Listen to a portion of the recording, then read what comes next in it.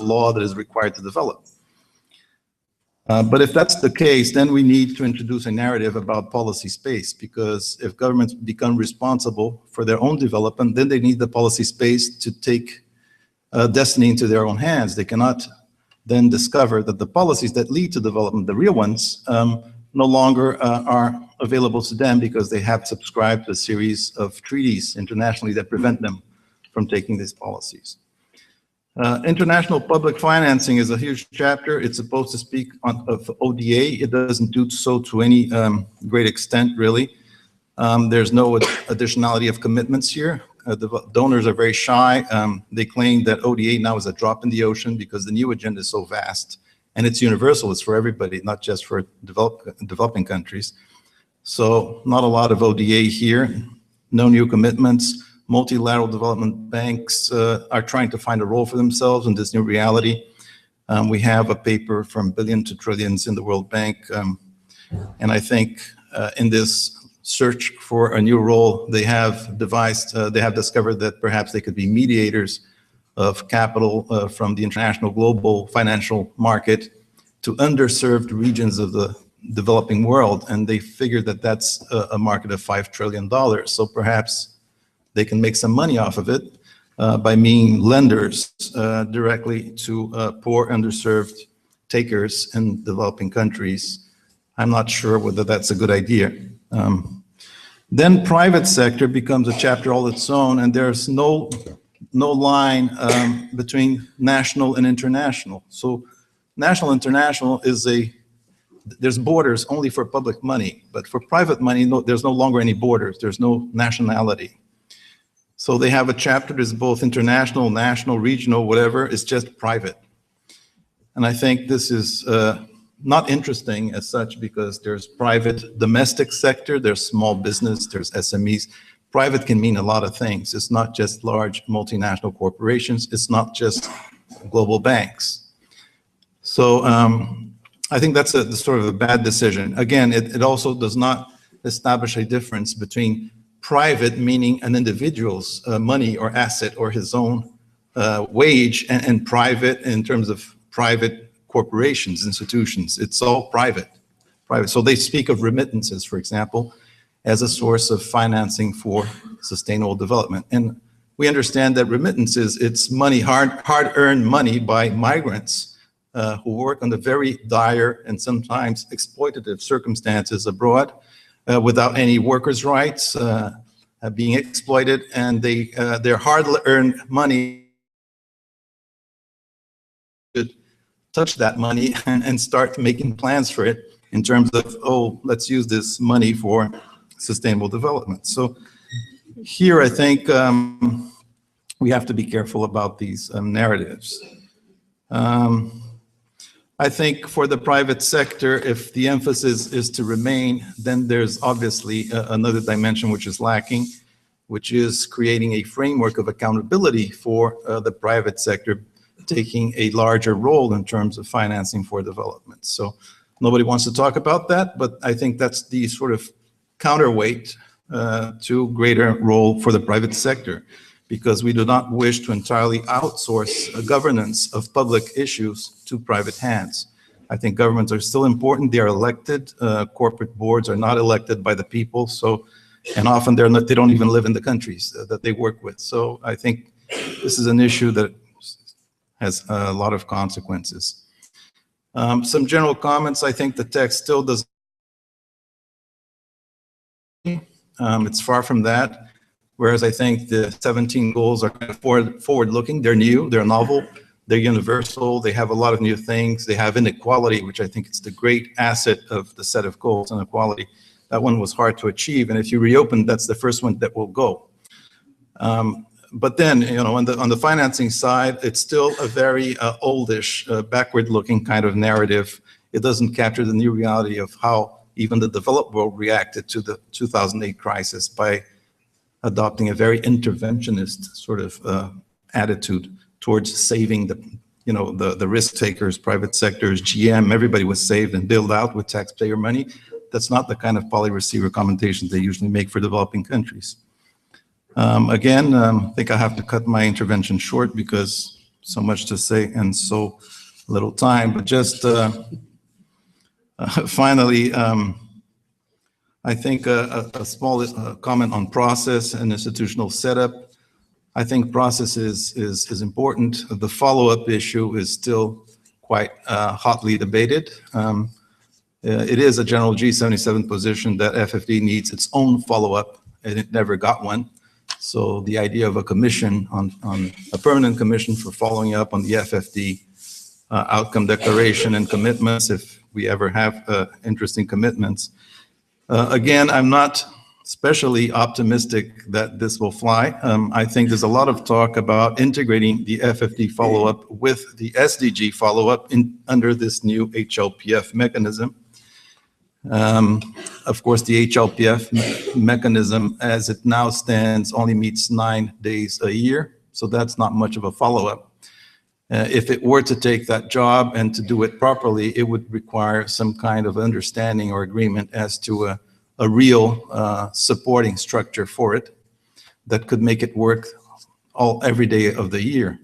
And that could lead it to have these subgroups, working groups, and to have be in a position to implement a real agenda within the, it has both an ECOSOC sort of framework and also the General Assembly Universal Membership Framework. So those two issues, I think the tax committee is a big deliverable if we can have an agreement on more than upgrading it, maybe making it universal and intergovernmental. I think those are the two elements that the developing country really want. And I think that would be up to the level of the new narrative that countries are primarily responsible for their own development, and they need to mobilize national resources for that on the basis of increasing their revenue base. So then you need a committee that would discuss this seriously internationally in the multilateral setup.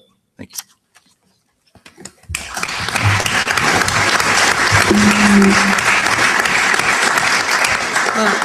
Thank you very much, Ambassador, for your words. And actually, there's a lot left to play for, according to you, about both on process, but also on contents, and also very importantly on follow-up. So thank you for what we have to discuss in the next 45 minutes.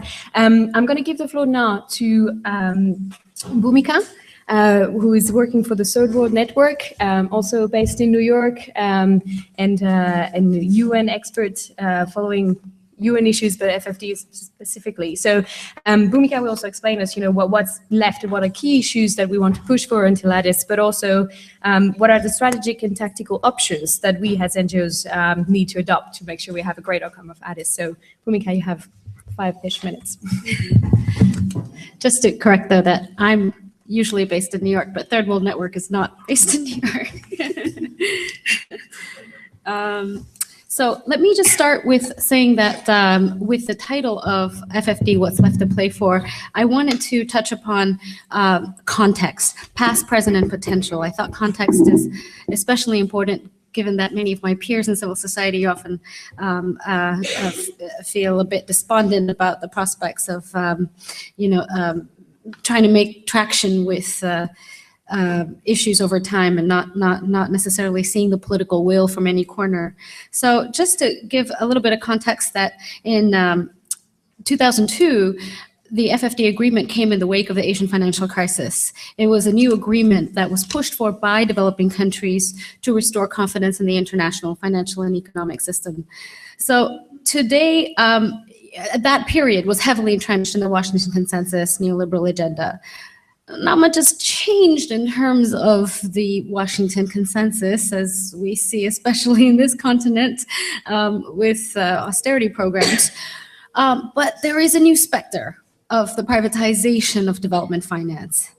However, this new project, well, perhaps not so much new, but in the ways that infrastructure financing is being turned into an asset class, and the financialization of development finance, blending PPPs, the catalytic use of ODA, the project is still working its kinks out to some degree in the process of formulation, and that's why this FFD context is a little bit different from 2002 when the agenda was firmly in place. This one in 2015, there's still some space to shift the discourse, or to change the shape of things, or to at least make that attempt. So why is FFD important?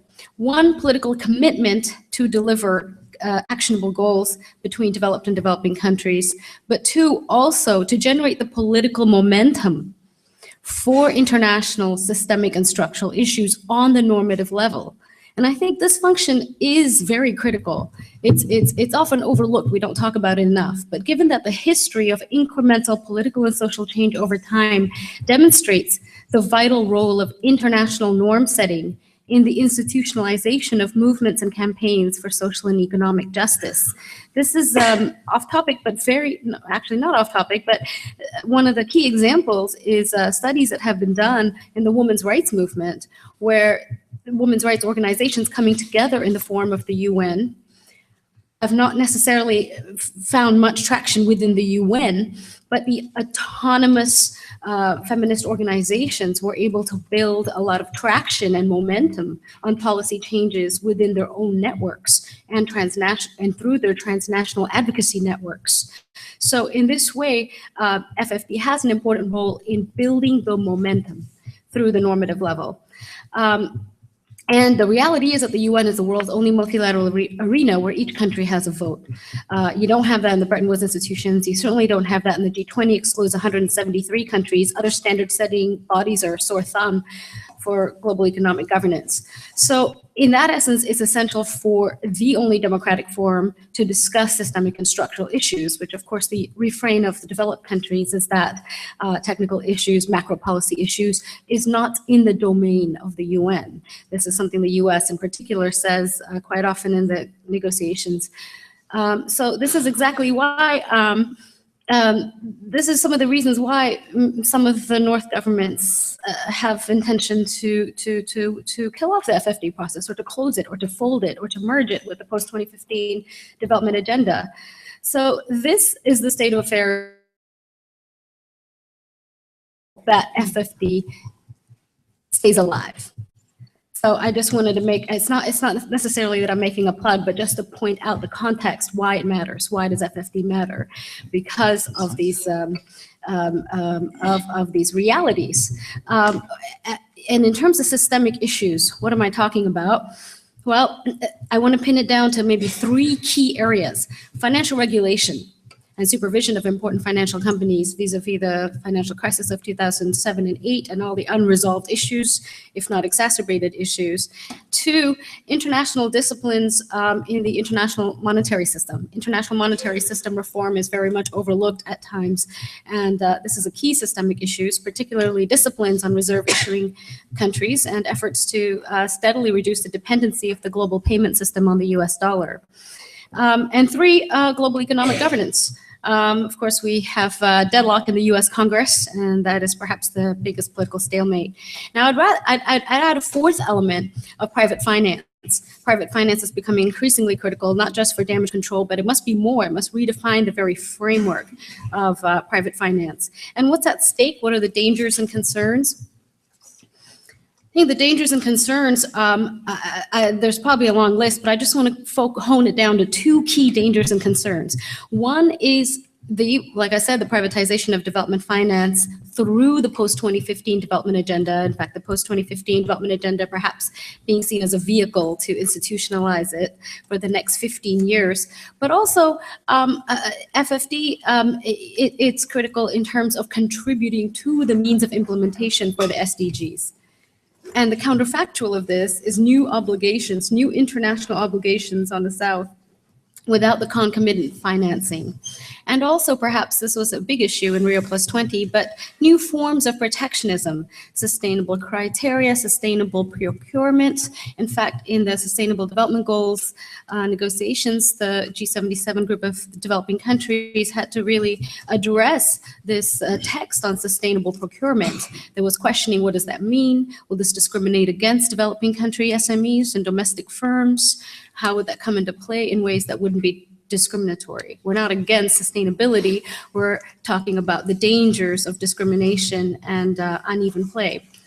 So the state of play of the FFD, I've pinned it down to a couple of key issues, but wanted to just do a quick overview of the good, the bad, and the ugly. CSOs have done, I feel, a brilliant job of analyzing and providing recommendations on the 124 paragraphs. It's over 20 pages. It's extremely dense. There's a lot lacking, but in terms of the analysis of the zero draft, CSOs found that it was tilted towards the interests of large international finance, unsurprising, lack of specific and actionable goals, does not adequately reaffirm the global partnership for development, and in fact, the framework for international development cooperation is destabilized by the overwhelming emphasis on public-private partnerships and private finance.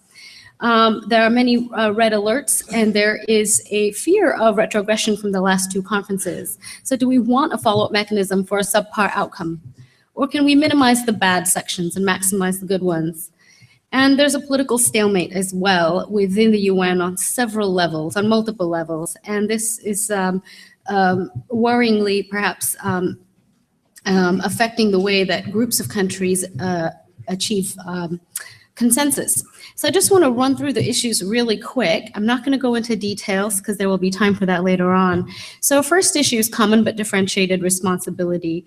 And with CBDR, Rio Principle from 1992, the three elements are differentiation, responsibility, universality. The key point is that the actual outcome cannot be legitimate without the incorporation of common and differentiated. Explicit push by developed countries to actually shift financial obligations to developing countries through a proliferation of new terms and narratives. Well, some of them are new. One in particular is the European Union that talks about the world has changed. And of course, developing countries have tried to address this. Sorry, hold on. Another key issue is the intergovernmental tax body. There is language to upgrade the intergovernmental tax body. It's getting support from the developing countries, but the EU and Germany in particular have stated that they are not for it, and in fact have said that it leads to institutional proliferation. There's debt sustainability and debt restructuring. The UN Ad Hoc Committee on Debt Restructuring is not given due recognition and importance. There's a lack of political will to address the issue of debt restructuring as an issue, but then also to address systemic issues within the UN. There's a political controversy over venue, so we can see the IMF being welcomed several times, whereas the various forms and processes within UNCTAD that have existed for many years are sidestepped. There's an important SDG link here. The incorporation of a country's ability, especially developing countries, to finance implementation of the SDGs should be woven in, should be incorporated into the country's debt sustainability analysis. This language, this text was there in earlier drafts of the zero draft, but has been deleted by the IMF actually, which also perhaps has disproportionate influence over the zero draft. So this would be a critical way for the outcome of the FFD to contribute to means of implementation for SDGs. For international public financing, as a weak commitment to the 0.7% ODA target. There's also the use of ODA in blended finance to catalyze public and private resources. And this is actual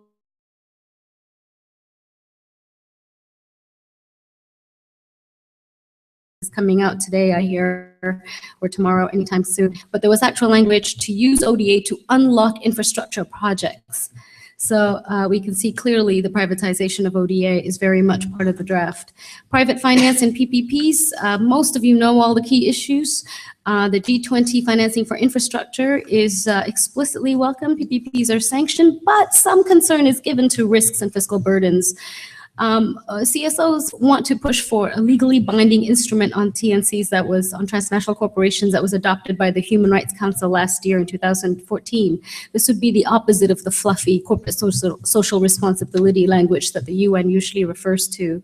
And the other big recommendation of civil society is for mutual accountability measures on public-private partnerships with evaluations conducted ex ante, and for governments to have some control over this kind of accountability mechanism, as Ambassador Patriota also highlighted.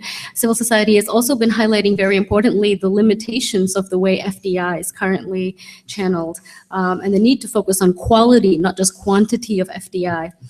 So greenfield investments that actually contribute to productive capacity of domestic and regional economies in the South. So overall, we see that the structural transformation, that aspect of the right to development is critically lacking. 6, investment treaties, investor-state dispute settlement clause. I want to highlight this. There was a very crucial paragraph in the last zero draft to review the investor-state dispute settlement clause and to ensure that trade and investment treaties do not constrain domestic policies. So as in light of the freezing of public interest regulations by bilateral investment treaties, this is an extremely crucial paragraph that would actually make the FFD outcome, that would actually be a success factor in the FFD outcome. 7 is calling for the deletion of the ISDS clause, but this could change, so we can keep a watch out for this. 7, policy space financial regulations. It's included in the zero draft, could be a lot stronger, especially in light of the new vulnerabilities for emerging market economies. There's no mention on source country capital account regulations, but capital controls is mentioned. Global economic governance is the status quo language on IMF governance reforms of 2010. 9, special drawing rights in the international monetary system. The use of SDR allocations is currently included, but it's on the quota base, not the needs base. So this is a big problem because of quota base, the lion's share of SDR allocations goes to the rich countries that have the most quotas in the IMF. So, but there's so much missing in the systemic chapter. The monetary system reform, multilateral coordination to contain and avoid exchange rate instabilities, many other issues are missing in the systemic area of the FFD draft. And last but not least, the follow-up process. As Ambassador Petriota said, is a key issue, and we will see how this pans out. In fact, the next post-2015 development agenda negotiations, May 18th to the 21st, is going to be on the follow-up process. And CSOs have been calling for an autonomous body that can be connected to the HLPF high-level political forum, but an autonomous body that has its own mechanisms. Thank you.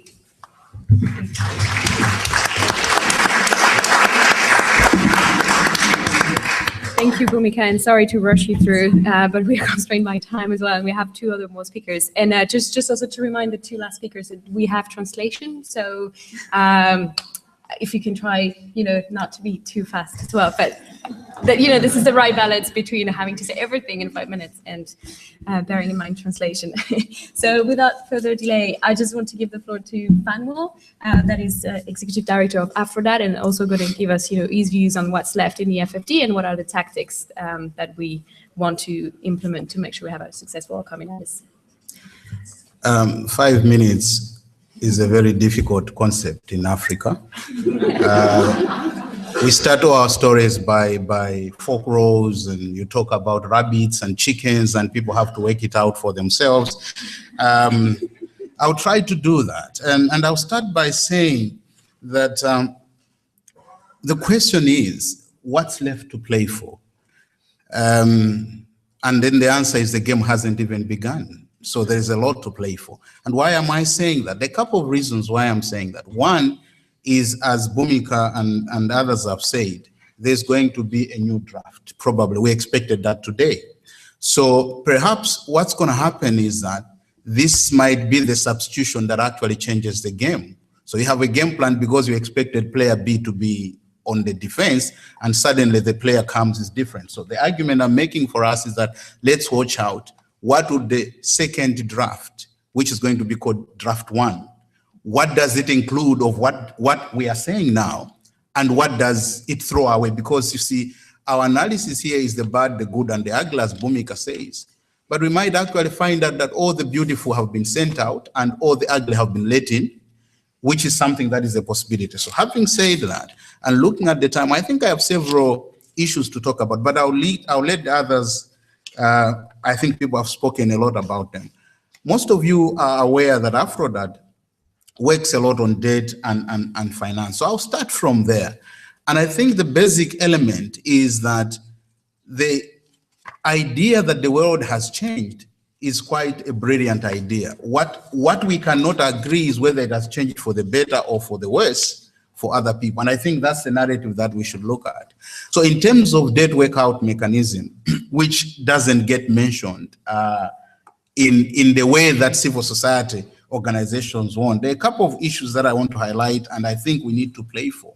One of them is what Bhumika has said, that the major argument is that they cannot agree to the UN tax, UN resolution on 3 reasons, basically. One is that for some reason, suddenly, we believe that expertise is the monopoly of one institution, which is the IMF, despite the fact that UNCTAD has worked on these issues for so many times and they have expertise. We have forgotten that expertise can be built. So we suddenly say because there is no expertise, it cannot be built. So it has to go to the IMF and not UNCTAD or other organizations.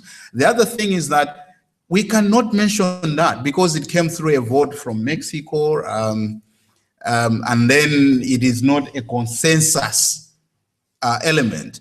And surprisingly, in the same document, there's a lot of mention to other things that we actually would argue. I mean, the OECD is not consensus of the world. It's a private grouping of a small group of people. But you see mention to that. There is the Bali trade issues that have been mentioned in the document. There is no consensus on that. So the argument that because there is no consensus, then we can actually fight it by pointing out that in the same document, there are a lot of things that we have said about consensus. The other thing that they will tell you is that we want the IMF because the IMF is the best place to be. But the question is, one, the IMF is not an independent player. The IMF is a creditor in principle.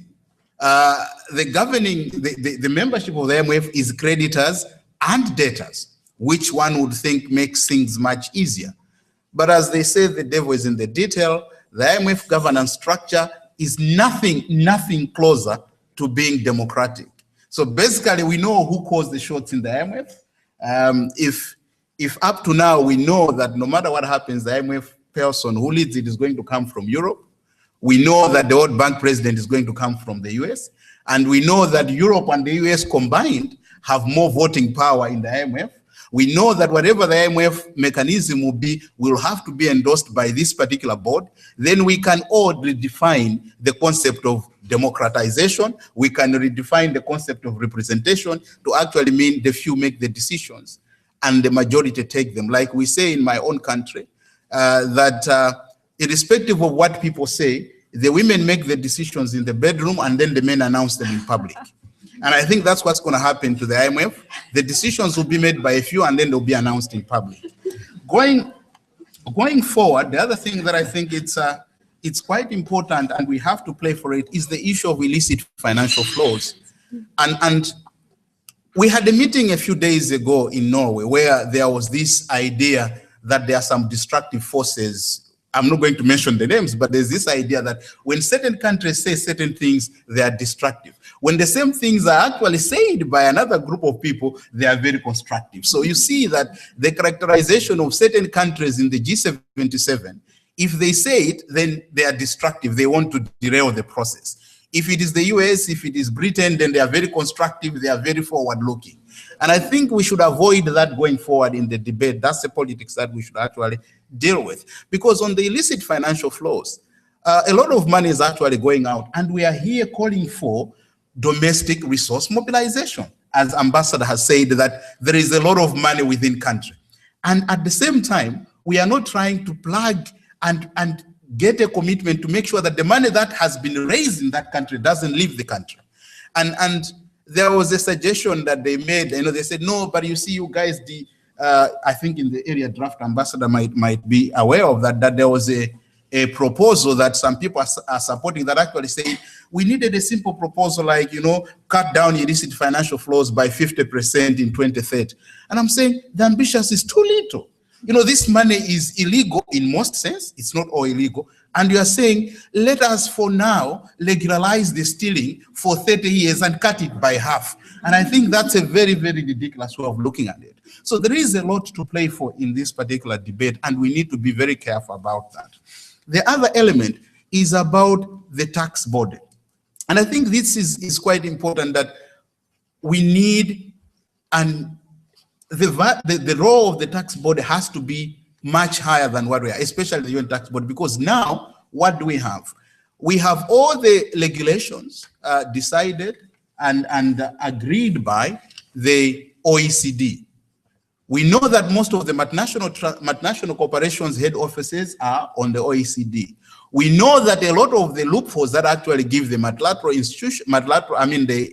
transnational companies loopholes to actually do illicit financial flows are designed or are contained or constrained or aided by the double tax agreements, which actually most of the countries that signed them use the OECD model, which is what it was before the UN actually adopted it. And then we allow the same body to actually do that. And it reminds me of something that I'll finalize on that. It's important when we call for capacity building, because a lot of things say we should build capacity, but I'll give you an example. The example of capacity building is that I'll not mention that DFI, but there is a DFI that actually is giving training to negotiators. These are trade negotiators from developing countries. So this DFI gives money to consultants who train the negotiators, who then will come and negotiate with their own officials. So it tells you that what they are training you to, these people are training you how to negotiate with us. You will tell them what they should negotiate with you. So in public, the capacity has been built. In private, you've actually just taken over the opposition, because now they have the capacity to negotiate, but everything else they negotiate is what you want them to agree to in the first place. So there is a lot to play for. We haven't even gone into extra time. We are not even still in injury time, not even half time. There is a lot to play for. That's my answer. Thank you.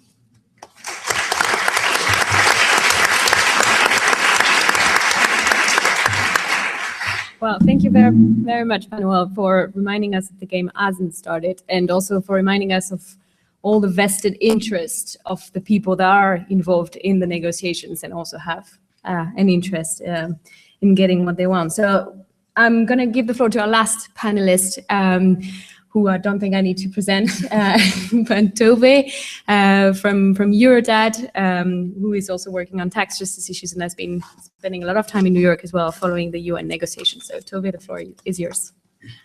Thank you very much, and thank you to all the speakers for some great interventions. Before answering the question in relation to FFD, I just want to reflect on the previous times in my life where I've been in this situation of deciding what's left to play for. And one particular incident I remember was when we were working on climate change in Greenpeace, and we were campaigning for more ambition. We were trying to push our governments, especially in Europe. And one day what happened was we got a very confidential and very important information that the small island states, the most ambitious countries on climate change, had accepted a deal to get funding. It was an under-the-table deal to get funding, and then they would reduce their demands for ambitious reductions of emissions and system change, and having the system change would be replaced by this donation, primarily from the European Union. And this caused a crisis meeting in Greenpeace. Immediately, we had a big discussion. We had to stop our campaign. We couldn't be seen as the only ones calling for ambition because we had no government support. It was all gone. These were the most important governments. We immediately had a working group of civil society sitting and writing a very watered down version of our position paper. It was very important that we get this done very quickly, because now in this new reality, we still have to do it as good as we can. So we have to come out with a new position that reflects this new reality. We did also think that maybe someone should call some of the negotiators from the small island states, given that, of course, it was in all friendliness, but this information did come from the European Union. So maybe we should just check it. I've never been so happy to be called an amateur, an imbecile, and an idiot. When I dialed up the small island states and asked about this new confidential information. Of course they hadn't changed position. They can't, they're disappearing in the ocean. That's their political reality. But I think it's very, very important when we get confidential, friendly advice from our governments that we question the source and that we don't just run off in another direction because we hear that maybe we will be left alone arguing for ambition. You know what? If we are, we should be proud. So I think it's very, very important, because this is not the only time this is going to happen, and it's going to happen many times. And in addition to the confidential friendly advice we'll get from some governments, there are also some civil society that just, we see ghosts. We're very afraid. We think, oh, maybe it could get even worse. And we lie awake at night and imagine the financing for development agreement from hell. And then we think, oh, okay, yeah, that's probably what's going to happen. And then we think maybe we could make it a little bit better. So we try and suggest minor improvements to this horrible agreement, which if it gets agreed, it shouldn't have our fingerprints on it. So I think when we look at what's left to play for, let's look at what's needed and let's stick to that. Let's not get sucked into some imaginary paranoid political reality, because it's also going to be very strange to explain to our families why we're suddenly not trying to fight for change. We're trying to fight for a little bit of change in some realistic way. So what's left to play for? Very quickly, everything. We haven't lost a single paragraph yet. So pull out the position paper, read it again, and get to work. But one thing about our position paper that I think is very important, because when I worked on climate change, we were working for changing the world as we know it. We were going to change transport and heating and energy. We were changing the whole world, because that's what the climate problem is. It is a fundamental change.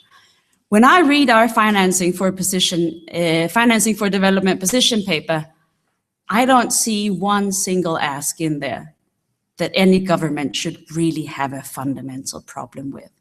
We're not asking them for a fundamental change that's going to take many years. Just some examples on tax.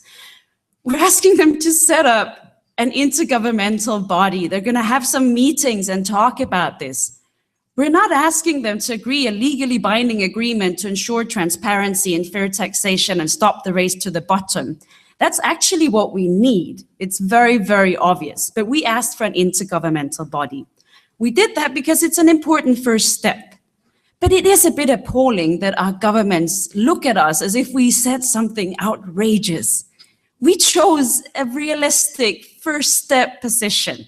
I think no matter what we would have asked them, we would have been told that this is completely unrealistic, because apparently all change is unrealistic.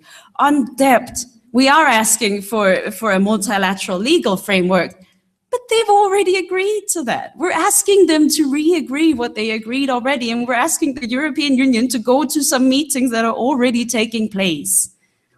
On private finance, we're asking for a review of what's going on. We're asking to make sure that private finance doesn't undermine sustainable development.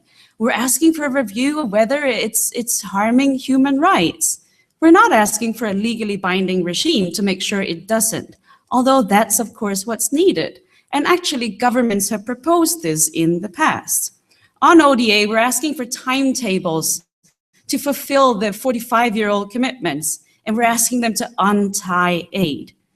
We're not asking for the new money that's very obviously needed now that they want to do the development that they promised. They want to stop biodiversity loss. They're going to apparently also use the ODA to finance some climate change, and they need to give it to the private sector. Obviously, there's a lot of new money needed, but actually we didn't do that calculation, probably because we would have gotten a very, very high number if we tried to calculate how much money is needed to do all that. So we made a realistic position paper. That also means that we don't have much space to negotiate, because if we lower our ambitions now, we will be campaigning for business as usual. And we shouldn't be doing that in these days. One other thing to be aware of is that there are some people that are much more ambitious than we are. We are, as the ambassador also mentioned, we are in a post-crisis reality. People on the streets have been through austerity, and now they hear that inequality is growing and the rich are getting richer and the multinationals are not paying tax and people are still poor. And they don't believe that we've run out of money. So the public is much more radical than we are. And that's our task now, is to make sure that we go out and explain how our asks are a minimum first step to make sure that we get in the right direction. And if we explain ourselves, we will be understood. There's often this fear that if we're too ambitious, we're going to appear a little cuckoo when we sit in the meetings and talk about changing the whole world. But if we explain ourselves in the public, it will be pretty clear that it's our politicians that are cuckoo. And we need to connect this political will with the political accountability. So basically, when they don't want to, pardon me, when they refuse to establish a body to have some meetings to talk about tax because that would be too much to ask, we need to introduce them to the public reality, and we need to introduce the public to the fact that our politicians are somehow paralyzed and refusing to take even the basic action that we're asking them. So last thing is that now is the time for media work. Now is the time to connect with the public. We've introduced our asks. We have a lot of paragraphs in the negotiating text. Now is the time to push. And that includes the European Union, where, of course, I spend most of my time. So a plea to us all is, don't be ashamed to ask for change in this world. Don't be ashamed to disagree with your government. Stick to the arguments. Remember the logic. There's very good arguments for why we ask for these things, and connect with the public. Because I promise you, if the politicians won't understand our asks, the public will. So thank you very much.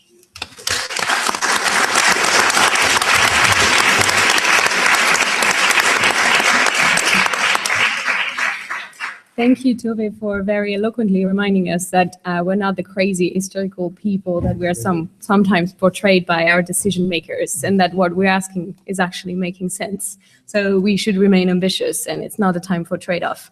We're just, at the end of our hour, but we're going to take a few questions and comments from the audience for probably about 10, 12 minutes.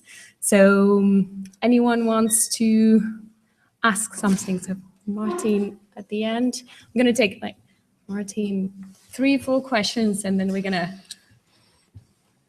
unless everybody is tired. And okay, 3, 1 more.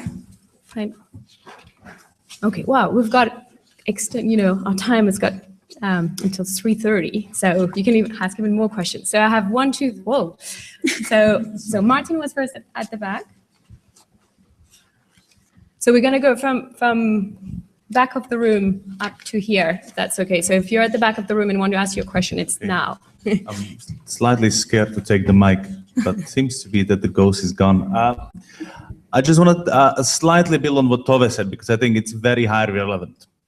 And you might be wondering, okay, but we are in the negotiations asking for a UN tax body, which I agree with her, is not really ambitious. So how can we take this and translate it into something what the public will actually be interested in? Not talking comprehending, but interested in, because who is interested in another UN process? No one. And that's what I believe we need to be. When we talk to public, we need to tell the real story of what we want. We need to have the bold ask, and we need to be clear on what we want as in terms of corporations paying their share of tax, especially in developing countries, and that it's the obligation of the politicians to make them so. And then when we negotiate, say, okay, the UN tax body is what it should lead to. So if you as decision makers don't even want to do this tiny step, really, you will have to face the crowds. Thank you. Thanks. So we're taking around a few questions. So there's one here, one behind, and then we go. Yes, thank you, Klaus Schröder, Miseria. Ambassador, you have highlighted that the FFD zero draft does not capture the post-crisis situation effectively. And also Bhumika made extensive reference to the fact that the international community is dragging its feet on the systemic reforms that are needed to actually prevent another crisis from happening. And we've been talking about this also. So there has been the suggestion by the Stiglitz Commission in 2009 for an Economic Cooperation Council. So in another body, another instrument that would help the international community to discuss the need for systemic reform and come to effective regulations on this front. So the question basically is whether you think such a proposal would fly in the current FFD negotiations. Great, thank you. Now we can maybe move those 2 questions and then gentlemen at the back, and that'll be 5, and then we'll have a few answers and we can have another round. Just a reminder, women are also allowed to ask questions. Thank you so much, Stefano Prado from the Society for International Development. It's really more a comment than a question, very brief. I would like to, fully endorse, I enjoyed Tove's, very interesting and exciting speech. But at the same time, I would like to slightly disagree. It is true that if you follow what you've had, on every single item, we seem to be asking a very small step, and much more of an institutional procedural step than a substantive one. But if we take a step back and take a bird's-eye view, in reality, we are asking a quite big step. We are asking for a fundamental progress in shifting the center of gravity of economic governance away from clubs into the UN system. And this is actually not a minor step. It is a gigantic step. And therefore, it's true that our tactic is to look at every single item and say, well, we are really asking you only to take this very first step. But in reality, when you pull all it together, it's a very major one. And this is the reason why there is reaction to it. This is the reason why there is an attempt to kill the FFD process. There's through nice sort of put it into the HLPF kind of process. The FFD process is the only window in which you can discuss economic governance in the context of the UN. The moment we close it, it is gone for good. So I think it's important, as much as we look at that tactical perspective, that we recognize also the fundamental transitions that we are asking for. And I think that is an important agenda. So I'm not disagreeing with you, Tove. I'm just saying when you look at it from a combined bird's-eye view perspective, it's actually a very, very, very big step we're asking for. Great. Martin, and then just Mike. And you'll be first on the next round. Okay. Thank you, and thank you for a set of really inspiring and presentations, which I hope make people in this room believe we can achieve change, not just that it's desirable. Matthew Martin, Development Finance International. I suppose I had one suggestion or question to Tove, which is, do we not need to broaden our dialogue with our governments? Because I think a lot of us are often talking to the converted in our development ministries. And isn't it vital that we get heads of government, that we get finance ministries and all of those people to realize these issues? And I raise that particularly in relation to tax committee and debt issues, because it's those ministries that will take those decisions on their government's positions on that issue. We have that problem in Britain, that debt and tax are essentially a job for our finance ministry, not a job for our development ministry. So I wanted to ask about that, and also about how we communicate that message more. So building on what somebody else said, I mean, my thought is, when we got real traction on debt was when we talked about vulture funds. What's the tax equivalent of vulture funds? How can we get the message across that this is about people suffering in developing countries, get that back through the policy changes we need, and say that we can only get the policy changes if we change the institutions? And I had a question to the ambassador from Brazil. I spoke the other day about this Coalition for Public Finance, which we launched in New York, and Brazil, through the Finance Ministry, joined in our discussions in DC, in Washington, DC, about this, and was very keen to join a Coalition for Public Finance.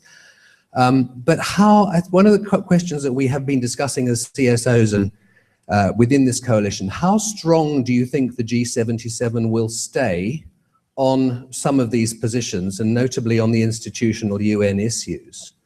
And what would you say would be the point at which you think an agreement would not be of acceptable quality for the G77? There's I think last year in the Eurodad meeting, I said, well, at some point, if this agreement is not written worth the paper it's written on, and essentially what we end up with is a lot of square brackets and all the content eventually disappearing, the CSO community has to make a decision like we did in Copenhagen about when we say, this is not good enough, we're leaving, we don't want our name on this document.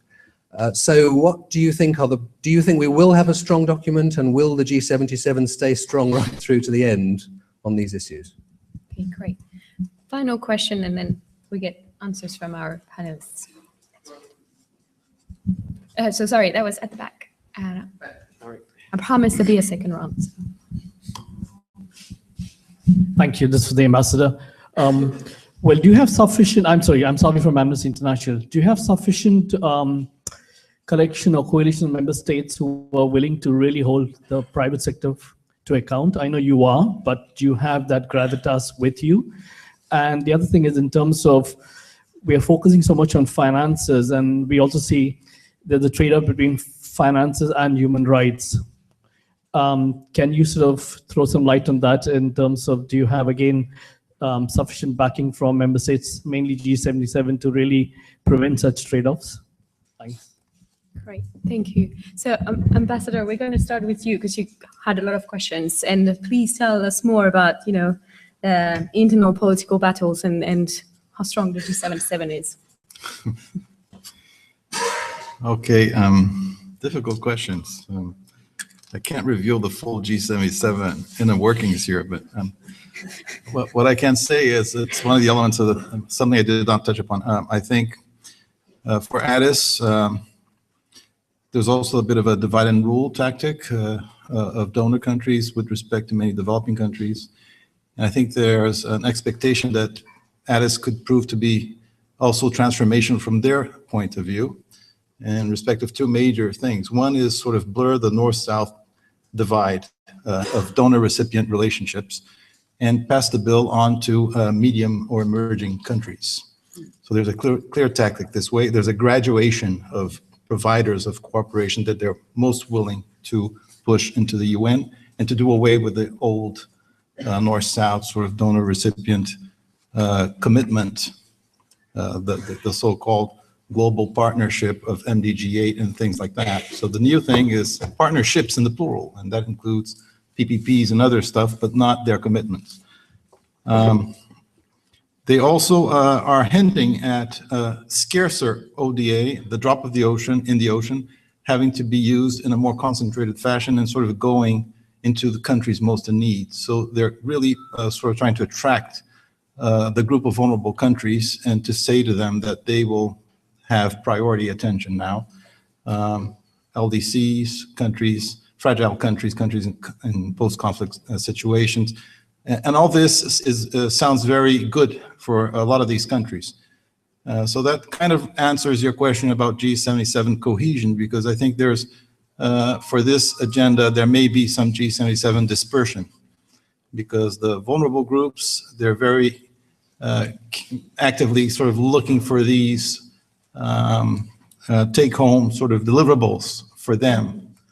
There may be less ODA for everybody, but maybe there will be more ODA for us. So you have LDCs, SIDS, and then even mix. Middle-income countries have also sort of grouped together, and they have their own agenda, which is often in sort of somewhat in conflict with the agenda of the other vulnerable groups, which is something that we do not favor. We don't think mix should be competing for scarce ODA, even though it's true that a lot of the poor people in the world exist in the mixed countries because they have large populations. I think Stefan's right with respect to our small requests being really big, huge, game-changing sort of proposals. So we cannot ignore the fact, because it's one thing to ask for new bodies to deal with traditional UN issues. It's another thing when you're asking for a new body to start really working with an issue that is not considered to be within the UN ambit. And the people who deal with these issues, in fact, do not come from foreign ministries or development cooperation bodies. They come from finance ministries, in particular in developing countries. And finance ministries in developing countries are sort of like a government within a government. They have their own sort of thinking, and they are, of course, very concerned with the country's insertion into the financial global architecture They go to spring meetings of the IMF and the World Bank. They don't usually attend UN conferences. So this is the major issue here. They're extremely sensitive to anything that may seem like a turf change. You know, you're undermining our turf here. If it goes into the UN, the UN is not a finance minister's body. So they're sort of relinquishing an issue that is within their ambit nationally. They deal with tax issues. They decide where money goes to, not diplomats, however well-intentioned.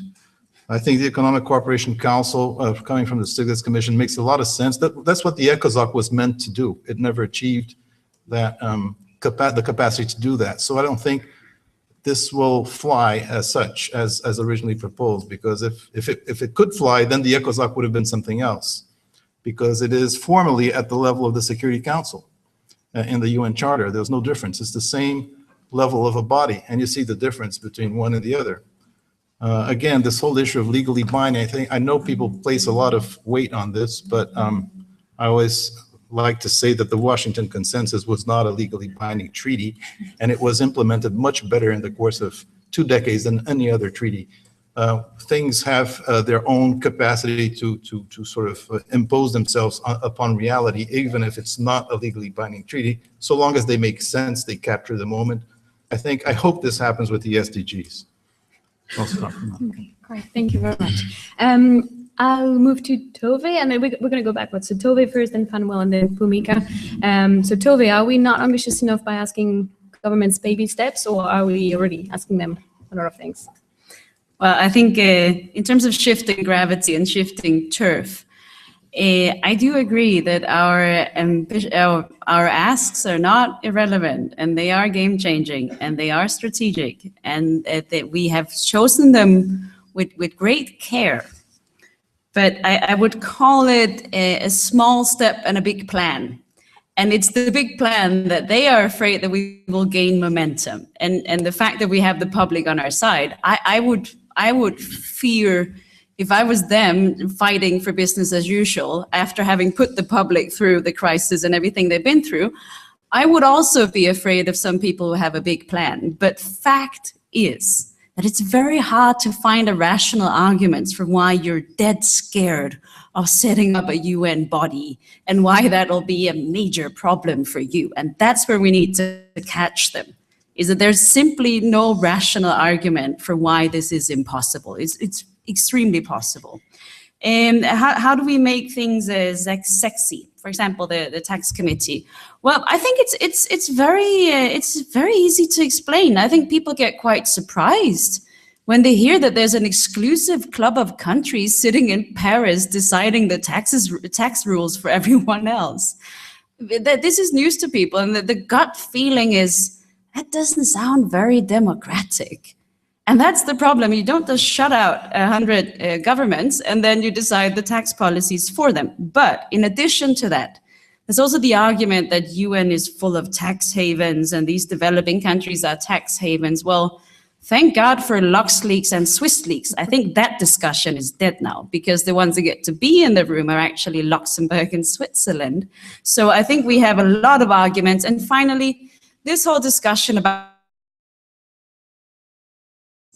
please, someone try to look at what they've done in this famous OECD BEPS. They've handed it to us on a silver platter. They ignored all the proposals that were actually going to be beneficial to developing countries. They decided on more secrecy, and they're trying to benefit themselves at the expense of everyone else. So the power they have, they're abusing it right now, and that makes it much more easy for us to say that it's not working for anyone except the ones in the exclusive club. The last important argument is that the fundamental problem with our tax system is that instead of working together, governments are trying to get into the power room and decide something that's going to work for them and not for everyone else. That is the concept of a tax haven, is benefit yourself and destroy the tax base of everyone else. So we will never solve this problem before our governments grow up and start working together. And actually, we also have multinational enterprises saying, we are scared of this non-cooperative atmosphere. We are afraid that some countries will go off and make their own taxing rules regardless of what the OECD says. And luckily, we already have some great examples of that. For example, Brazil. So we can also national taxing system turns to chaos and all governments just start fighting for themselves, doesn't necessarily make it easier to be a business. One last thing, I just want to come back to Matthew's point about how we said in Copenhagen, we will not have our name on this deal. We actually didn't.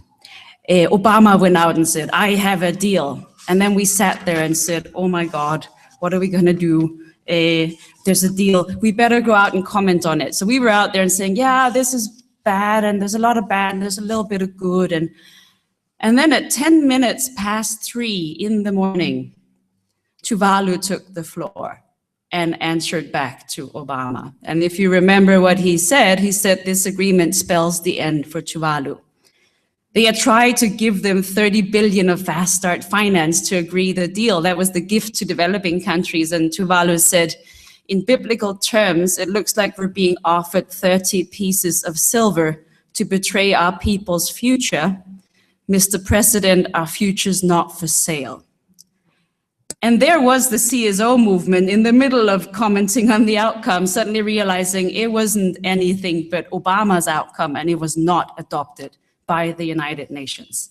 So don't give up too soon, because we're going to look a bit funny when we're sitting with Obama talking about his agreement, while the small island states are taking a stand for their future. And that's what happened. We should probably be happy that there are not as many people scrutinizing whether the CSO movement is dysfunctional as there are scrutinizing whether the UN or any other body is dysfunctional. I don't think we should be too proud of that one. Okay, great. So, Manuel, if you want quickly, and then Bhumika. There are not specific questions to me, but I have learned in my 40 years that power is never given away. In Africa, we don't. It's either taken away by you, by the next guy who wants to be in power, that's a military coup, who wants to do exactly what you're doing, or the people claim it away from you. There's no power vacuum. And this is a power relations issue. Benefiting from the current status and those who don't have. We have to claim it. We have to fight for it. And that is my message. And it's very important that we realize that. The divide and rule, I agree with the ambassador, has been used where I come from. I mean, I know how it works in Africa.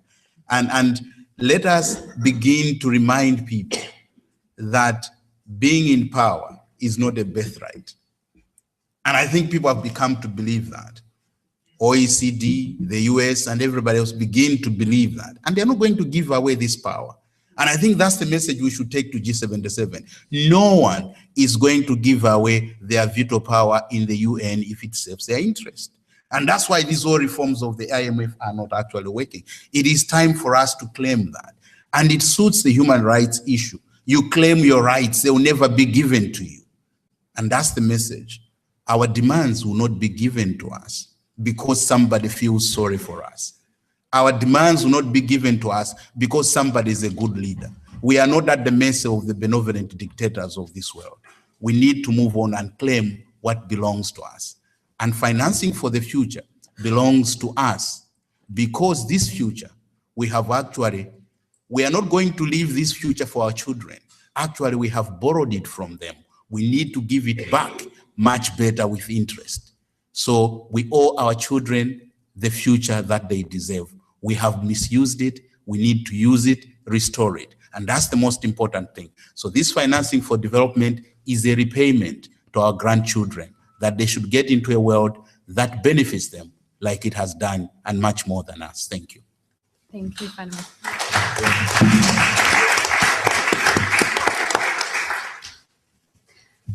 Thanks, Manuel. That might be the FFT so far. Just two quick points, yeah. I think many of us have been touching on the fact that the UN should be putting in place some sort of a governance mechanism around private finance. I personally feel like this cannot be more important. Let's just zoom out and take a look at what's actually happening out in the global economy just for 1 second, right? Asian Infrastructure Investment Bank, the BRICS Development Bank, the IFC, development finance institutions, the G20's Financing for Investment Initiative. None of these forums are prioritizing the regulation of the private sector in infrastructure development, but also regulations around private sector and private finance overall, right? We had World Bank safeguards, country safeguards that many in this room have worked on. We know that our civil society friends, especially the watchdog groups from Bretton Woods Project to Washington, D.C. organizations, fought tooth and nail for environmental and social safeguards, for safeguards around indigenous peoples, on economic, environmental, social, on evaluations, the Ombudsman and World Bank. All of these are being steadily diminished. There's a race to the bottom around safeguards as well, just as we've seen in deregulation. We know that deregulation has been one of the most vicious race to the bottom. There's one in safeguards as well. There is an impetus in light of this context to push for safeguards and regulations around private finance within the UN, to have UN governments be at the helm of oversight, to enable them to have agency and voice and role in this sort of a process. And in fact, the Writing Finance Group, as well as Third World Network and many other organizations, have outlined criterion, conflict of interest. One key point is that the UN cannot be sanctioning public-private partnerships and multi-stakeholder partnerships and private finance overall when the actions might be transgressing the UN Declaration on Human Rights and various other human rights charters and economic and social rights conventions and other treaties and bodies in the UN. And the second point, and I'll end with this, is that there is great substance and scope possible in the UN. There are many, many dysfunctionalities within the UN, of course, but again, I say this vis-a-vis the Bretton Woods institutions, the development finance institutions, and on and on.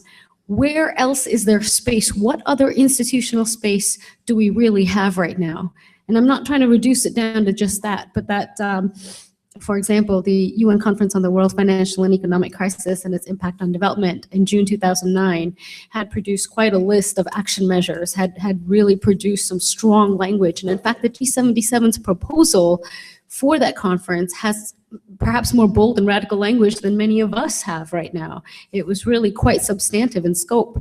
So there is potential for this substance and scope, and I think we can keep pushing for it. In fact, bringing up old language, even bringing up old references, and making this, bringing out the imperative of creating strong bodies and institutions within the UN vis-a-vis what's going on in the larger scope of development finance.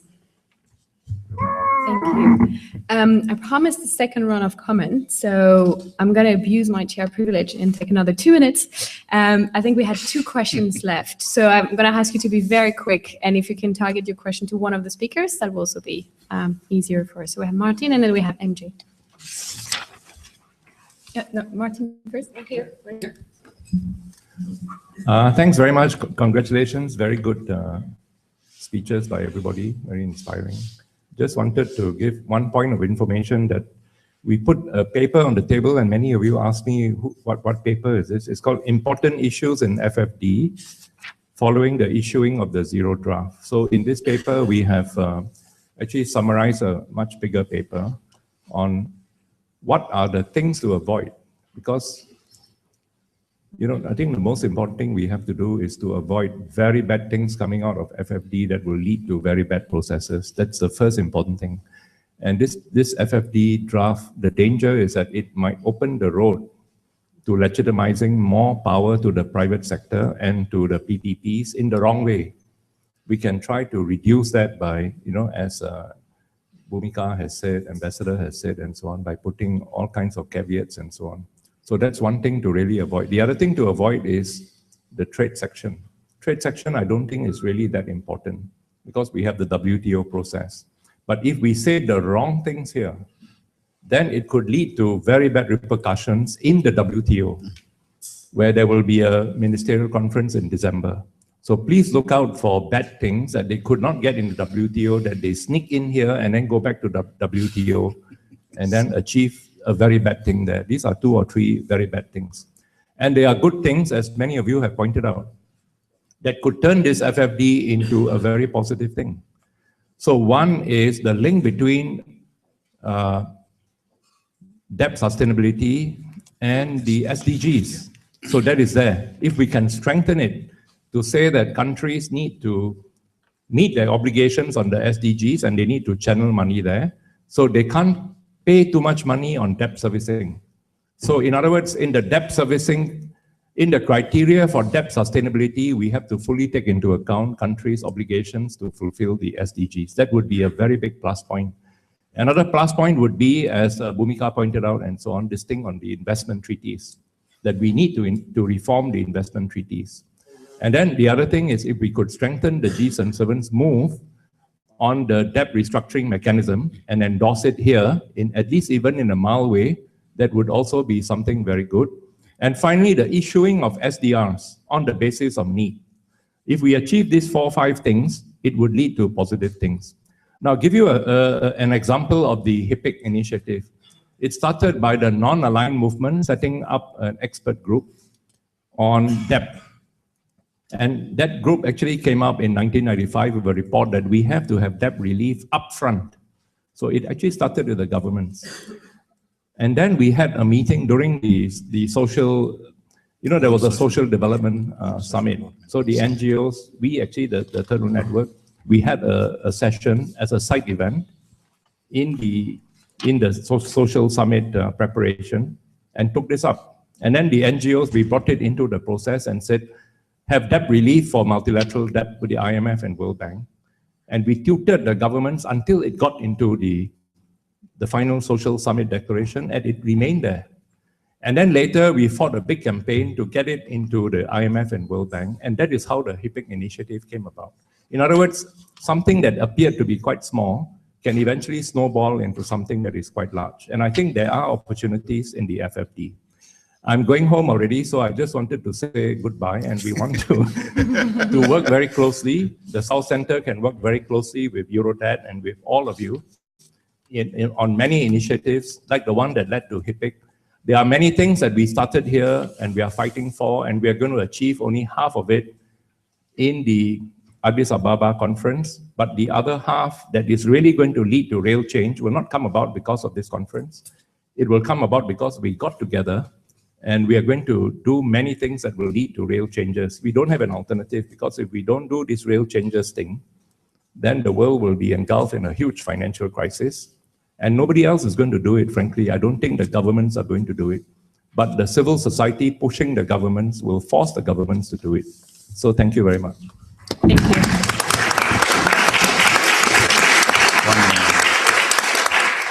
Thanks for reminding us we also need to work in coordination. So last question, MJ, for you.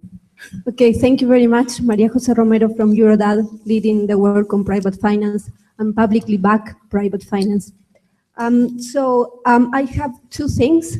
One is congratulations and a plea, and another one is a question for Ambassador Patriota. In relation to the first thing, for most of us, financing for development can deliver on 2 main things. The first one is on the narrative. It can rubber stamp a narrative that for us is really failed, that is outsourcing the development agenda to the private sector. So there is a fail if it's a problem if the development conference does this, or can either change the narrative in the right way. And most of what some of you have said goes in this direction. So this is one set of things that we can get from the conference. The other set of things is in relation to deliverables, concrete things.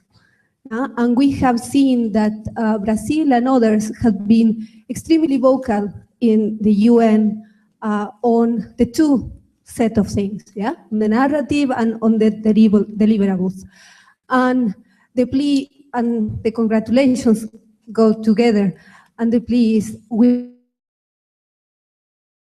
or governments doing the same thing, being vocal there and being fighting for the two types of things that we really need in Addis to come. And the concrete question is, what are the key issues and measures that you are keen on fighting for until the very last minute in Addis? Is it the follow-up process? Is it the intergovernmental tax body? Is it accountability mechanism for the private sector? Just to push you a bit more. Thank you very much. If you allow me to do it, thank you. That would have been too easy otherwise. So, Ambassador, you have last word. The bad thing is you asked this to a diplomat, so. So what is worth fighting for to the very last end is balance. That would be the answer. So you have to balance out the radicalism or the falling short of different issues. So the stronger this pro-business narrative, the stronger the push to have a kind of accountability mandate go along with that. So you have to keep on all the time weighing different things. So that's why sometimes people who are not involved in negotiations don't understand how something disappeared or where another thing came from, but it comes from the balancing act. I just didn't respond to the Amnesty International question last round, so I think that was an important one. The issue of accountability framework for the private sector and this sort of kind of a qualified view that we have, we're very outspoken on that, of this, of sort of transferring to the private sector the governance of public policies, which is actually what's many are trying to do. I think a lot of countries are sympathetic with the view. Many understand it. Many are supportive, but not many formally support. So I think in terms of being outspoken about this, very few countries. A lot of delegates really like it. They agree at a personal level, but they don't feel that they have the capacity or the latitude to be explicit without suffering some kind of, let's say, retaliation of sorts from their own governments or from the negotiating environment within the UN, which also has a way of sort of intimidating revolutionary delegates. And I think human rights is an important element. We didn't discuss it sufficiently, but in my view, it's a way of mitigating some of the extremes of this sort of privatization or financialization of the thinking behind all public policies that is really becoming mainstream today. Unfortunately, I think the fight between the corporate, the legal rights of corporate world, which are really on the rise, and then on the other hand, the human rights of individuals, which many developed countries have upheld, and they help build this whole framework for that. I think the balance today is shifting more in favor of the corporate legal positions. So that's a negative trend, I think, and but it shouldn't be like that. I think we should go back to the individual human rights of people. Of course, this, we can be very progressive about it. In Brazil, most of the region I come from, but the G77 is a large mix of countries. It's G77 and China. So everybody's in there. When you get down to these issues, you don't find necessarily easy consensus.